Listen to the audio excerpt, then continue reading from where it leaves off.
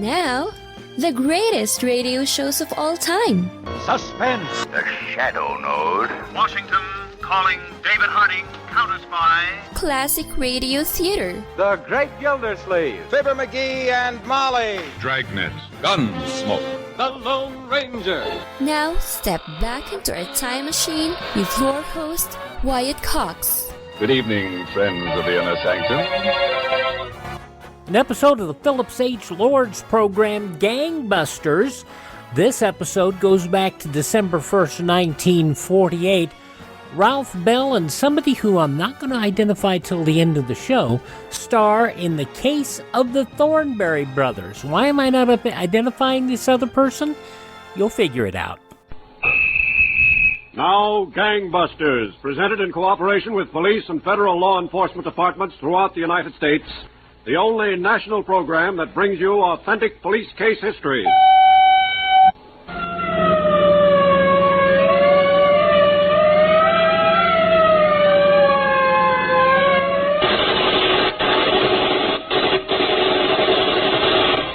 Tonight, Gangbusters presents the case of the Bandit Brothers, who rode a crooked trail of death and robbery over the plains until vigilant and fast-shooting Western peace officers straightened them out. Gangbusters has asked the Honorable Homer Casey, former sheriff of McLennan County, Texas, to narrate by proxy tonight's case. Thank you, and good evening, Gangbusters listeners. Let's start tonight's case in a small town in the ranch country of Colorado a few years ago. It was late on a Saturday night, and most of the ranch hands in for entertainment had headed home. But in front of a small house just off the square, a man dressed in boots and Levi's leaned against a streetlight smoking a cigarette. Finally, he threw the cigarette into the street and walked up the front porch.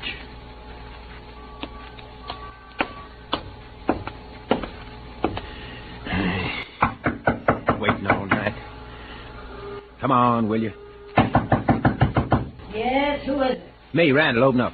Oh, okay. He ain't here. How many times do I have to tell you? Well, where is he? How should I know where he is? He said he was coming here. Listen, what your brother says and what he does are two different things. You ought to know that by now. Okay, if you see Obie, tell him I went back to Turr's cabin. I went back to get some sleep. If I see him, I'll tell him. Good night. Don't forget, it's important. Good night.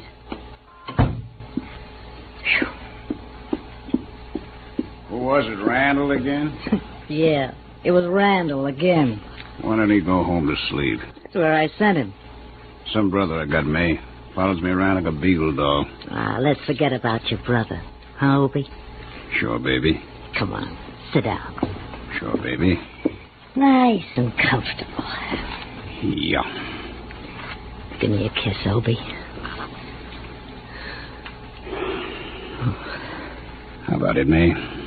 Suppose we forget Randall, you and me. We're starting traveling right now. No, honey, that wouldn't be any good. Oh, why wouldn't it? It'd be swell. Oh, you wouldn't want me to get mixed up in your business now, would you? You wouldn't want me to get too involved in anything? No. Guess it wouldn't. Wouldn't be fair. So, like I was saying, you just go out with Randall and do what you have to do. I'll be sitting and waiting for you to come back. There's nothing else for me to do. Just sit and wait. Oh, no, it ain't that bad, May. This ain't such a bad town. What's good about it? Well, I got an idea. What, honey? Home. How'd you like to go back to Texas? You'd have plenty to do there. You mean you'd send me? Sure, I'd send you. Take a little visit, you come back here to Colorado. Then everything's okay. Oh, but visits take money.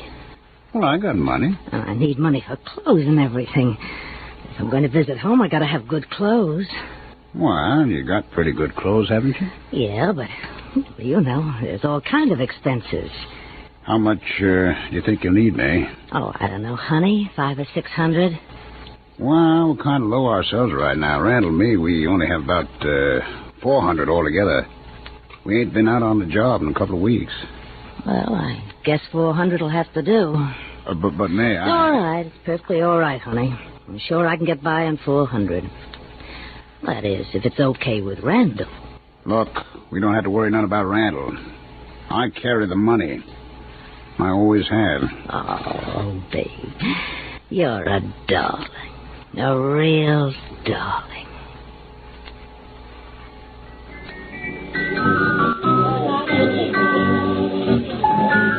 Frank Henderson. Yeah?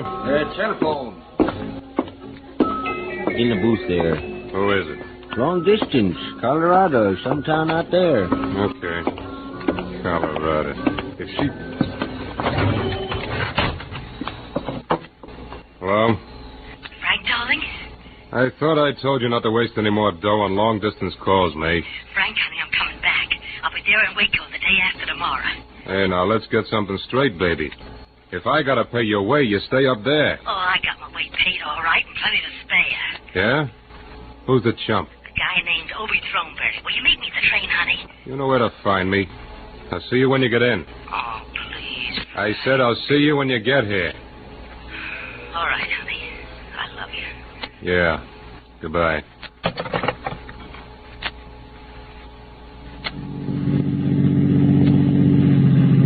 Yeah, but every cent you gotta give her. Will you shut up about it, Randall? Half of it was my dough. You could have thought of that. Listen, brother, no, brother. I'd just as soon throw you out of this car as look at you. Okay. And to top it off, we gotta put our guns in soak to buy gasoline. I told you to shut up. Well, okay, what happens now? We got no money, we got no guns. What happens? I'll tell you what happens. Yeah, you tell me. I heard some talk about an old sheep herder lives out there near Hayden. What do we want with a sheep herder? He gets good pay every month. He ain't spent a cent of it in years. Must have a couple of $1,000 around his shack. Just where'd you hear all this? I heard it. And he's got guns. Well, that's something we can use, all right. How'd you figure on handling them? Easy enough. We start out friendly. We ask if he knows of any work around. How much money you say he's got? A couple of $1,000. Okay. Now listen, I want my half plus the $200 of mine you gave to May. We'll see. We'll see nothing. I get it or nothing do. Now listen, Rand, you get what I want to give you. You understand that? I get what's mine. In a minute, I'll stop the car and let you know what is yours. Okay, go on. Find a sheep herder. Talk about it later.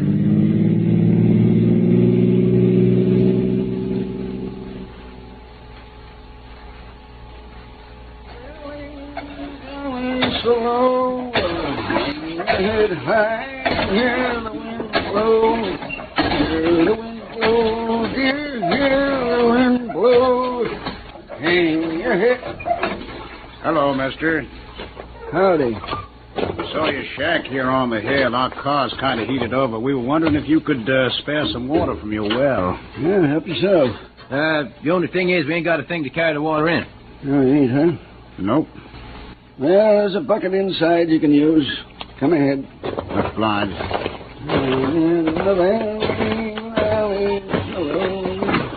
Well, go on in, strangers. Yeah, thanks.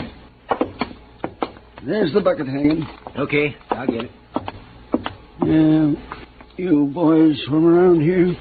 No, we're Texans. Oh, Texans. Yeah, we're looking for work. You won't find much work in this part of Colorado. You don't know any of your friends can use a couple of hands. Sheepman don't have no friends. Or rather, a sheepman don't want no friends. Well, you got your bucket, get your water, and don't forget to bring the bucket back. Yeah, we'll bring it back. Thanks. Grab him. Hey, I got it. Turn me loose. Turn me loose. Shut up, old man. Rotten good-for-nothing prairie dog. Shut up. Now you shut up. All right, listen to me, old man. Where's your money? You got no money. You got thousands. Let me go. Hold still. Where's your money? I got no money except what's in my pocket. Well, let's see what's in your pocket. You stay out of I told you to hold still. Here it is. How much? How much is it? 20. $40. Where do you keep it, old man? That's all I got. Set him down over there. Come on, old man. Come on, turn me loose. You turn me loose, will you? Now sit down. There's some rope over there. Get it. Yeah, okay, I'll get the rope. Now listen to me, old man. Where's your money? You got it. The real money. Where'd you hide it? I ain't got no more. Oh, you ain't.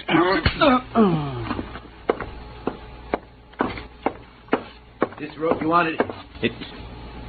Hey, what do you want to knock him out for? Don't ask me questions. Get him tied up. And we get what we came for.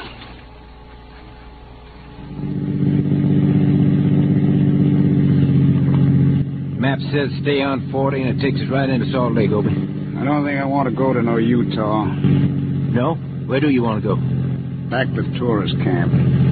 Are you kidding? No, I'm not kidding. It might be a while after May, saying whether she got home okay. She got home okay. She could get any place on $400. We're going back to the tourist camp, Randall. Honest, if we tie up that old man and leave him to die, we get $40 and an old rifle. You got to see if there's a telegram, and the thing we should be doing is getting out of Colorado as fast as we can. We'll get out. Don't you worry about it. What else is there to worry about? Now, listen, Randall, I told you not to give me no trouble. Now, don't. How could I give you any more trouble than we got? Go on, get your telegram. Then let's get out of this state while we still can.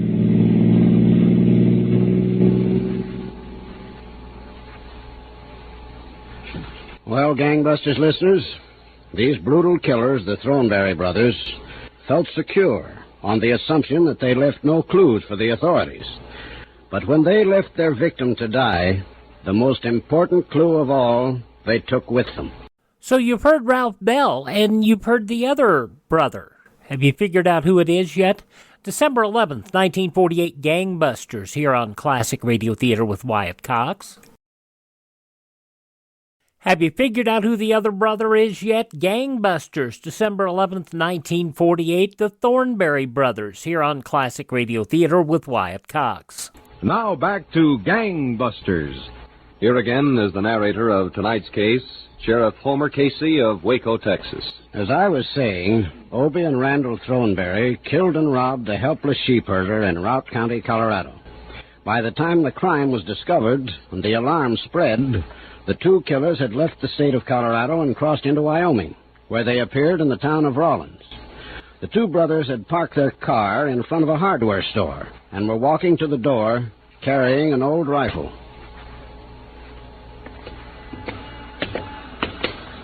We ain't far enough away, Obie. Wyoming's not near far enough. What are you scared of? What do you think? Shouldn't have wasted all that time going back to get a wire that wasn't there. Now, don't give me no more headaches. I've got enough. Go on in. Okay. Ought to wait a while. Morning, fellas. Howdy. Can I get you something? Yeah, I'll tell them. We want some cartridges, this here rifle. 3 or 4 dozen. What caliber? It's a 32-40, I think. You think? Yeah, we just bought it. Off an oil man out near Saratoga. Uh-huh. What make rifle is that? Winchester. Let him see, Randall. Okay. Uh-huh. Yeah, I can get you something that fit it. Hey, this is an old-timer. How do you like that homemade sight? Couldn't have paid too much for this rifle. No, not too much. Well, can you fit it with cartridges, or do we have to go someplace else, huh? No, you don't have to go anyplace else. Yeah. Here's some. All right, the two of you get your hands in the air. Hey. Get 'em up. What's this all about? I'll tell you what it's all about. I'm a deputy sheriff of this county. So what have we done? Just keep those hands up. Okay. I saw a report this morning of the killing over in Colorado. They found an old sheep herder murdered. This rifle answers the description of the one he owned. You two are going to spend a little time in the county jail till we find out for sure. Now, look, Just mister. keep them up. Now, both of you march out that front door. Go on, march.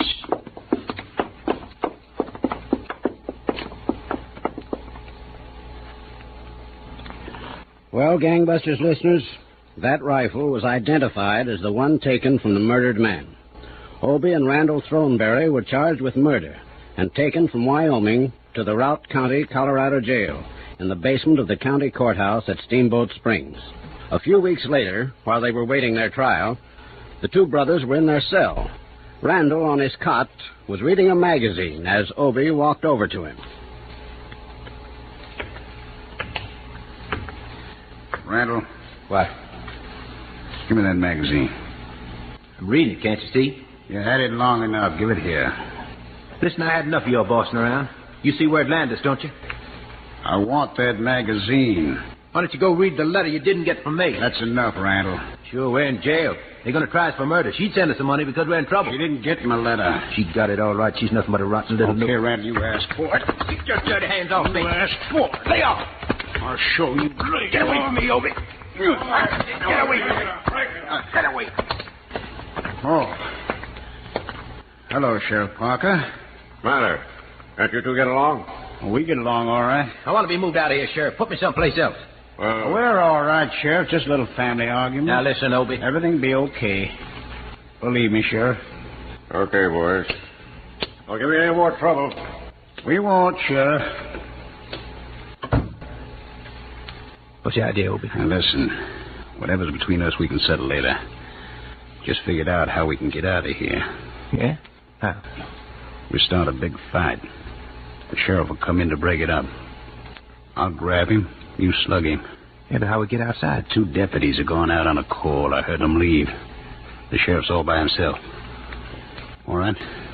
Yeah, guess so. Then let's go. Give me that magazine. Lay off! Lay off me, will you? Magazine. Give it here, sir. Come on, give it here. Lay off, Obie. I'm going to kill you. You just try. Let me loose. Let me loose. I'll show you. You'll show who.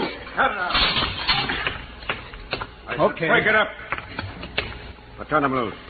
Jump him, Obie. Fight. What are you doing? Let go. Slug him. Yeah. Again. Hit me again. Yeah. He's out. Let's look for his car keys. Got a .45 automatic. Good. And some money. Here's a roll of money. Yeah, and his car keys. Let's get a move on. Now, wait a minute. Come on, if we're going. Those deputies won't be back for a while. We lock him in. Lock it with the key. We need to. Snap lock. Go on. Usually parks his car right out in the yard there. Okay. But listen, Obie. What? We ain't going to Texas. What's the matter with Texas? Because if you go to see May, we'll wind up right back here in a jailhouse. Texas is an awful big place. We'll settle it later. Let's get out of here first. Come on.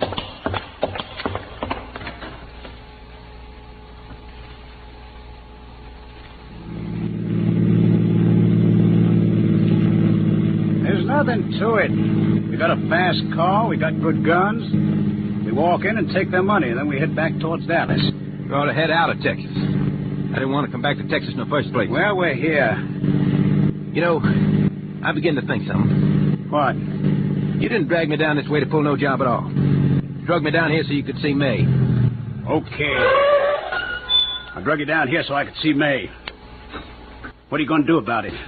We're going to get this settled right now. You bet we are. Go on, get out. Obie, take that gun off me. Get out. Look, I'm your brother. I could still spit on you. Get out, you yellow-livered little punk. Get out. Yeah. But listen, Obie, you wouldn't kill me. Wouldn't I? You need me. You need two to work the way we've been working. I'm sick of your yapping. Go on, walk. Yeah, but you need me, Obie. That's what you think. I'm going to the town of West. Jack Bush is just itching for the chance to join up with me. Now, walk. Listen, Obie. Walk.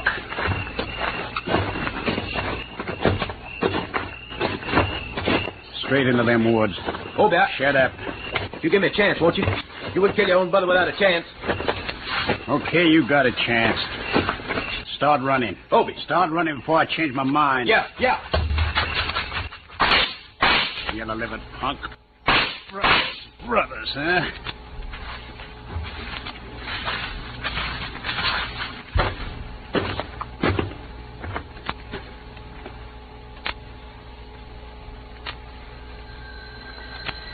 Answer that, will you, May? Sure, Frank. Right away.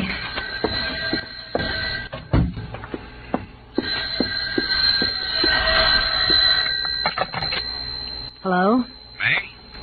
Yeah. Who's this? It's Obie. Obie. Yeah, baby. Did you hear about me breaking out? Yeah, I heard. I got a surprise for you. I'm back in Texas. I'm right here in Waco. Yeah?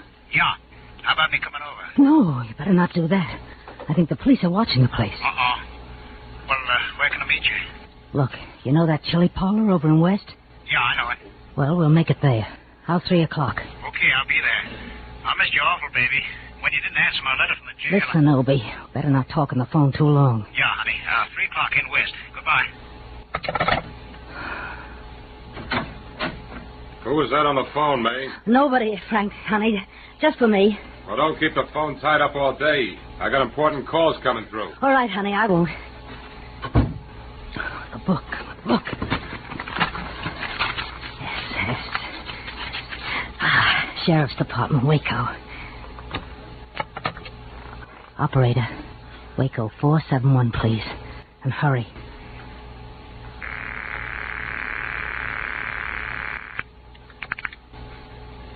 So have you figured out who these Thornberry brothers are? Of course, Ralph Bell is one of them. I told you that up front. The other one, you'll have to figure out. Gangbusters, December 11th, 1948, here on Classic Radio Theater with Wyatt Cox.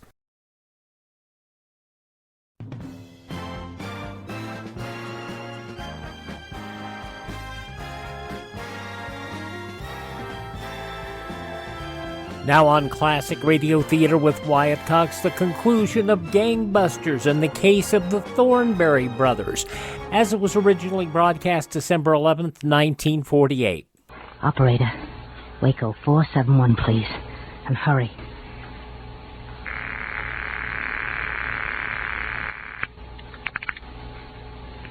Sheriff's Department, Waco. Sheriff Casey speaking. Look, you want a tip? What kind of a tip? You ever hear of Obie Thornberry? You'll have to speak up louder, lady. I can't talk any louder. Obie Thornberry. They want him in Colorado for a killing. What about him? He's going to be in West, 3 o'clock at that chili parlor, Ellis's. Who is this talking? Never mind who. I did you a favor. Ain't that enough? Well, that's that.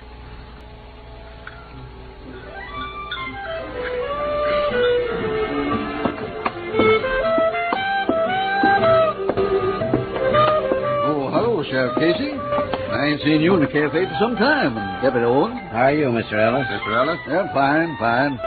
How about you two sitting down for a nice lunch? Nettie's cooked up some of her awful good chili today. Well, we don't have time today, Mr. Ellis. See, we're looking for a fellow. He's supposed to come in here at 3 o'clock. Oh? We'd like to sit in the kitchen until he walks in. Why, sure, fellows. Is it anybody I know? No, I don't think so. This is a guy from out of the state. A guy named Obie Thornberry. Did you say Obie? That's right. There was a fellow in here a while ago. Huh? He asked could he use the phone to call Waco, and I said sure. I heard him say his name was Obie. Is that so? He rushed out of here. He was mad as a Brahma bull. Is this a picture of that man? Why, yeah, Sheriff. That's him. He rushed out of here mad, huh? That's right. Said he had a date for later. He wanted to use the phone to call his girl to ask her to come earlier. I think he called her and got a man on the phone. How long ago? Oh, not 15 minutes back. Which way did he go, do you know? No, he didn't. Hey, his car was parked right out in front. What make was it? Pontiac, I think. Yeah, a maroon Pontiac with Oklahoma plates. Thanks a lot, Mr. Ellis.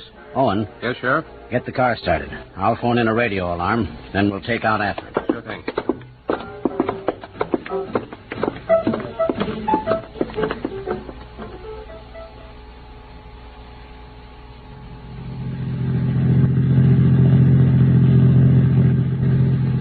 It don't look too good, March. He might have taken out the other way. Well, maybe one of the state highway patrol cars will spot him up the line. Maybe. But I'd sure like... Sheriff. Yeah, I see him. That's the car, all right. Yeah, Oklahoma plates and everything. I'll try to get up to him. That won't be hard. He's all alone. I'll give him the siren. Why not hold it a few seconds, Sheriff? He still might be able to pull away from us. Yeah.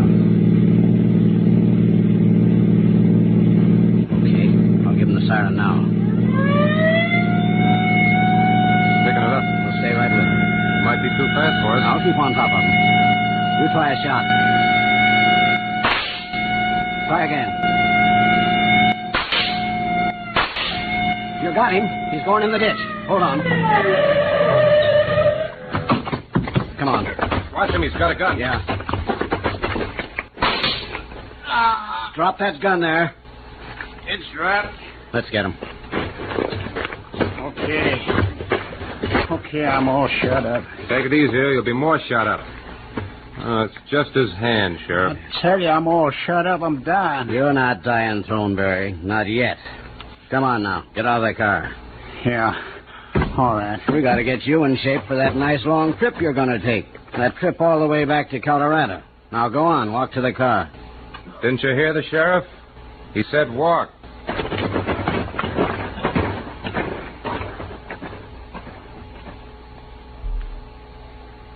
Well, Gangbusters listeners, that was how the killer Obie Thornberry was apprehended. His brother Randall was arrested by FBI agents later on a farm where he'd gone to hide. Each of these murderers is now serving a term of 43 years imprisonment at the Colorado State Penitentiary in Canyon City. Well, thank you, Sheriff Homer Casey, for this case history. And Gangbusters, congratulations to all the law enforcement officers who participated in putting these notorious Thornberry Brothers behind bars.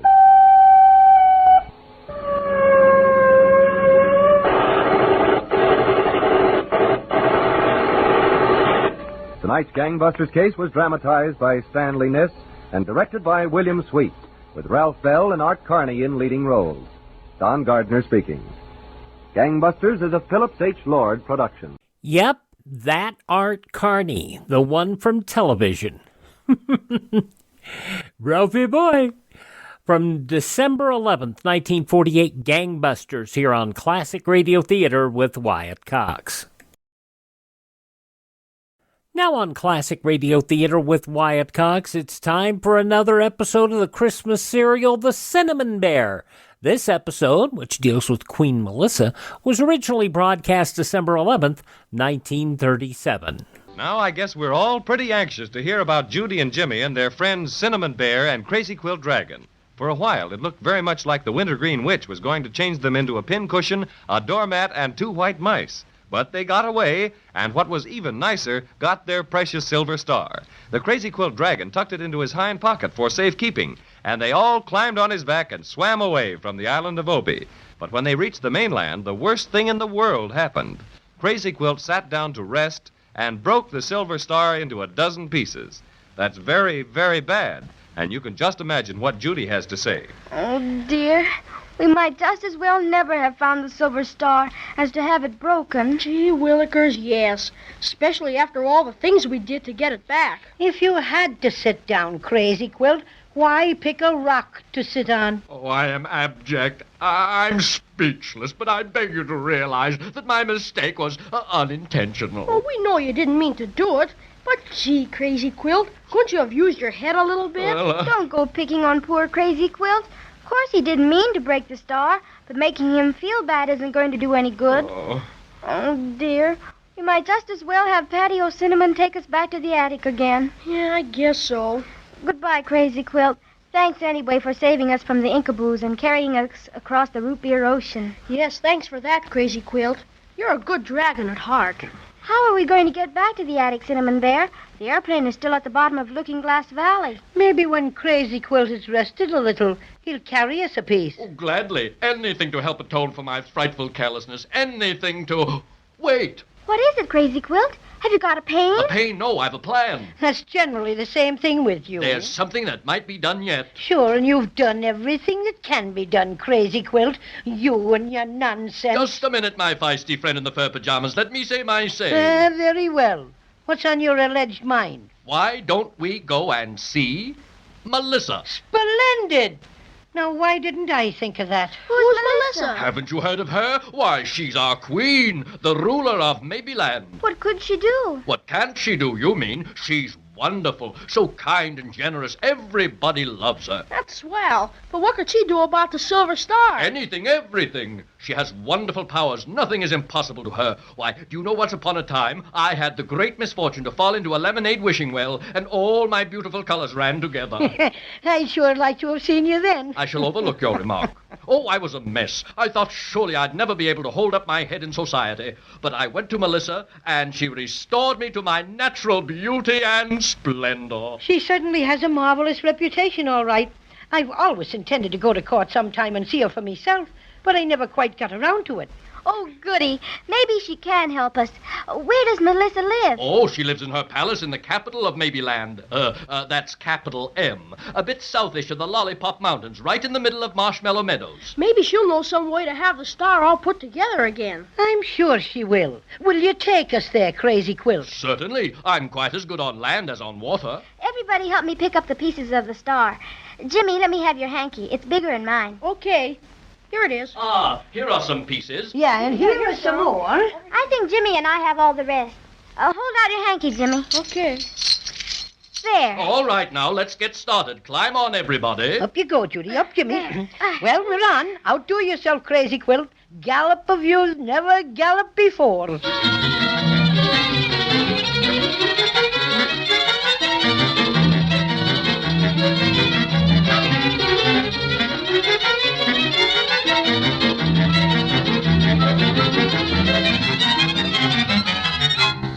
This is the anteroom to the Queen's audience chamber. We'll have to wait here until time for us to see the Grand Wunky. My goodness. How many more do we have to see before we get to see Melissa? Yes, I never saw so many, whatchamacallums? Secretaries. Yes, things like that. Oh, but you must remember, this is a royal court. You have to expect such things. After all, Melissa is the Queen, and she's much too busy to bother with people unless they have really important business with her. Who'd you say we had to see now? The Grand Wunky. He's sort of head of all the ceremonies and presents everybody to Melissa. I wish he'd hurry. My stuffing's getting very tired. Oh, I don't mind waiting so much. It's so beautiful.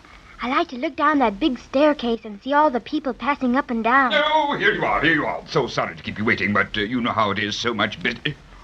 Dear. Oh, you're not in court costume. What's that? It's what you wear when you come to see Melissa. Well, never mind. It can't be helped now. I'll ask her to overlook the attire, inasmuch as you are unacquainted with court etiquette. What does he mean? He means that he's going to ask Melissa to skip it. Oh, dear. Now let's see how we'll rearrange this. You're the crazy quilt dragon, are you not? I'm sure I've seen you before. I'm very good at remembering places. I mean faces. That's my job. Now, where were we? Awfully nice of you to drop in and all that. Must come again sometime. I'm Judy. I'm Jimmy. And I'm the Cinnamon Bear. That's us, and we're very anxious to see Melissa. Is there anything special we have to do? Oh, dear, yes. The bow, you know, the bow. So... I feel awfully silly doing that. You don't have to. Just be polite, and that's all that's necessary. And of course, I must announce you. Now let's see. What formation would look best? Let me see. The little girl first. Yes. Then I think the boy slightly behind her with the bear. Then the crazy quilt dragon bringing up the rear guard. Bringing up what? Does he have to carry something? No. He's to stand behind you. Well, why didn't you say that in the first place? I dislike hurrying you, Grand Wunky, but our time is short and our business very important. Now, you just sort of forget a few formalities and announce us to Her Majesty like a good Wunky. I think everything is in order. Do you mind if I adjust your green bow, little bear? I'd thank you to keep your hands off me bow, and my name is Patio Cinnamon, if you please. Yes, of course. I think we may enter now. It's about time. Ouvrez la porte! What's that mean, that ouvrez, well, what you just said? Well, that's French for open the door. Well, why didn't you just say open the door instead of that French stuff? Because this happens to be a French door and won't open unless you speak French. So there. Ouvrez la porte! My, those hinges need oiling dreadfully. Must make a note about that. See about oil for hinges. Now, are we all hunky-bunky? Yes, Wunky. Deadly, the fanfare.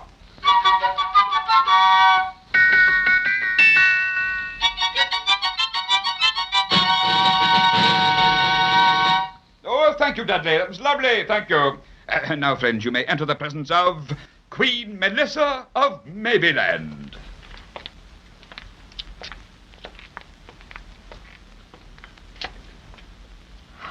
Ooh. Oh, my goodness. Isn't she beautiful, Jimmy? You bet. Why, she's nearly as pretty as Mother, I'd say. Look at her throne. It's all shiny. All gold, children. 18 karat solid gold. It looks like there's something shiny all about her, too. It must be more magic. It is. That protects her from anything touching her. Nothing could get close enough to hurt her. I sure never saw anything like this before. Will you please come closer? Her Majesty desires you to approach. Be sure you don't go too close, however. Your Majesty, may I present Miss Judy? How do you do? Fine, thanks, but we... Mr. Jimmy. I'm so happy to see you. And we're glad to see you. And this is... The crazy quilt dragon, of course. How are you? Oh, very well, Your Majesty. Thank you. And last but not least... Well, who is this fuzzy little person with the green ribbon round his neck? Who are you, little friend? I'm the cinnamon bear with the shoe button eyes, and I'm helping these children recover a prize.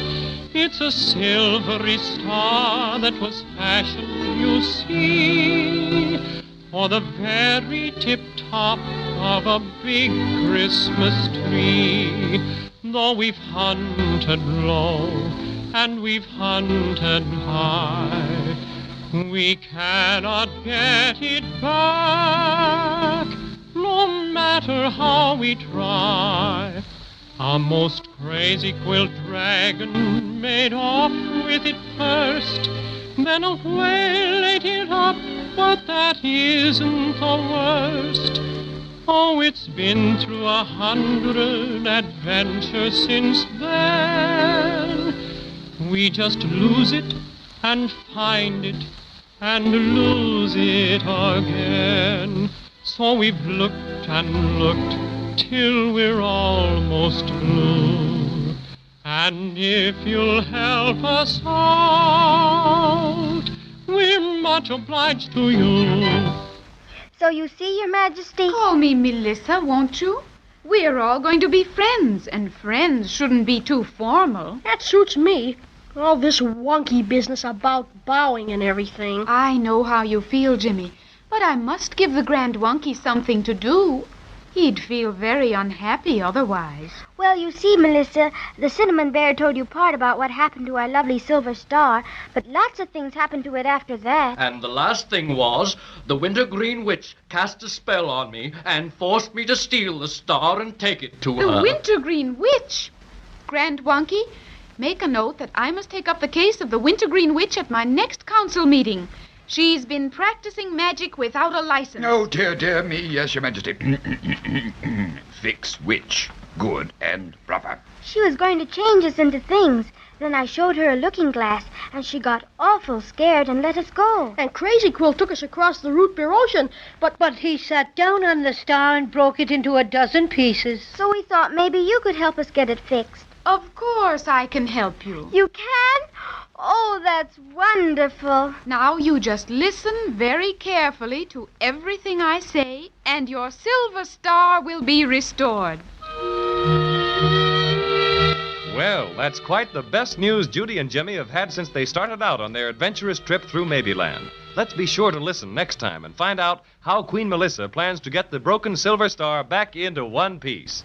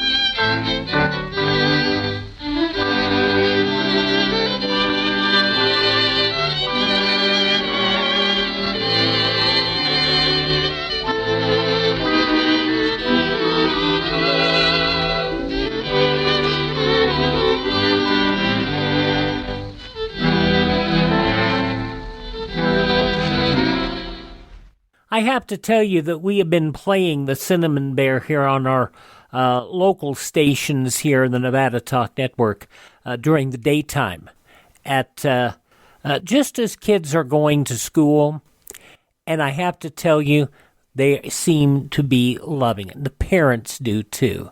From December 11th, 1937, the The Cinnamon Bear here on Classic Radio Theater with Wyatt Cox. You want a whole raft of the Cinnamon Bear for your kids to listen to? You can get them from Ted at RadioMemories.com. He has them excellently restored, and you'll be able to find them there. RadioMemories.com. And while you're out on the internet, visit my webpage, classicradio.stream, where you can stream our shows on demand. You can learn about building a classic radio collection of your own. Find a list of sites where you can download our shows. You can also contact me. You can find our social media links. And if you want to help us acquire additional great classic radio collections, you can buy me a coffee. The Buy Me a Coffee money does not buy me coffee, because I don't drink coffee. No. You can, at the Buy Me a Coffee, helps us acquire additional classic radio theater programs and also helps us in ensuring that our distribution channels stay open. That's at classicradio.stream. Thanks for tuning in. Tell all your friends the great radio shows are right here at this spot on the dial. Classic Radio Theater with Wyatt Cox on your favorite station.